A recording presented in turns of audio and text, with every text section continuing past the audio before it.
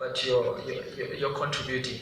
And I think for me, this is an opportunity I saw through this gender, is that as much as I'm in fashion, there are so many other social issues that can be addressed using what I love. And I think what's unique about what I do is it's a very unconventional way, and we understand it because this is a hands-on. A lot of us are not necessarily people who understand it from a book point of view or a technical point of view, but you understand it from learning it in the field or learning it from someone else. And I think that's why it's very specific for me.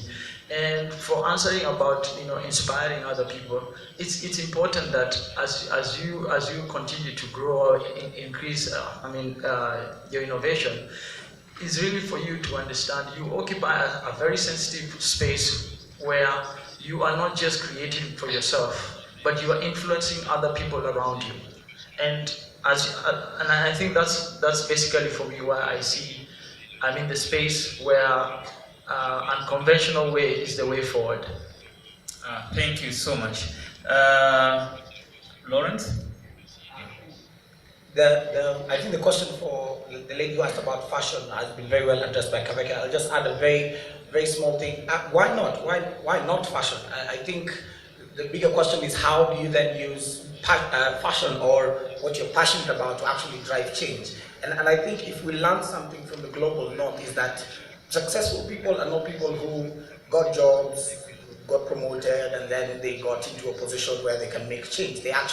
It's people who identified a need in society, something they're so angry and so passionate about that they can't even sleep. Then they looked at what comes naturally to them. Is it fashion, is it music, is it arts, is it culture? And then they looked at how do you utilize what you have and the enabling environment that government is providing, like we're being told about Makueni County, and to then address that issue and that problem that you have. So it's about what naturally comes to you as a young person, looking within your community of practice, who's doing the same thing, organize, mobilize, partner, network, and then from there have a movement that is then addressing the issues and the problems in society. The second question about the political goodwill and the vision for young people and how you find a middle ground. I mean, we're very privileged to have Professor Kibuda Gibwana here, who's one of our very integrous and leaders in Kenya. You should give him a round of applause. Thank you so much.